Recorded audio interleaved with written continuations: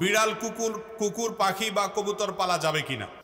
বিড়াল পালা তো যাবে, এতে কোনো সন্দেহ নাই, কারণ নবী করিম সাল্লাল্লাহু আলাইহি সাল্লাম বিড়াল সম্পর্কে বলেছেন ফাইন্নাহা মিনাত তাওয়াফিনা আলাইকুম আত-তাওয়াফাত, বিড়াল তোমাদের বাসা বাড়িতেই থাকে, এই জন্য তার ঝুঁটাকে তিনি হারাম করেন নাই।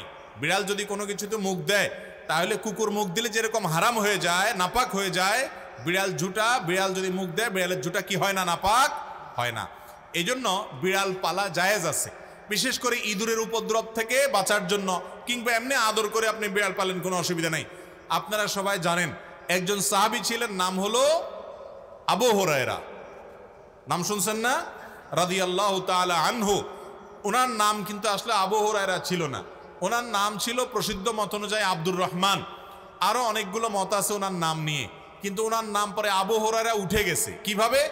ওনার একটা বিড়াল ছিল, জামার হাতার ভিতরে এই বিড়াল ভরে অনেক সময় মসজিদে নিয়ে আসতেন। তো একবার নবী করিম সাল্লাল্লাহু আলাইহি ওয়াসাল্লাম তার ওই বিড়াল দেখে, তার সবসময় তার সাথে সাথে বিড়ালটা থাকে, এটা দেখে তাকে বললেন, ও বিড়ালের বাপ। আবু হুরায়রা মানে বিড়ালের বাপ। এরপর থেকে ওনার নাম হয়ে গেছে কি? বিড়ালের বাপ। আসলে কি তিনি বিড়ালের বাপ ছিলেন? এটা কথার কথা হয়ে গেছে, রাসূল আকরাম সাল্লাল্লাহু আলাইহি ওয়াসাল্লাম মজা করে বলেছিলেন। তো তারপর থেকে ওই নামে তিনি পরিচিত হয়ে গেছেন। তাহলে তিনি যেহেতু বিড়াল পালতেন, নবী সাল্লাল্লাহু আলাইহি ওয়াসাল্লাম দেখেও বরং রসিকতা করেছেন, কোনো নিষেধ করেন না। তাহলে বোঝা গেল আমাদের বাসা বাড়িতে বিড়াল পালা কোনো অসুবিধা নাই।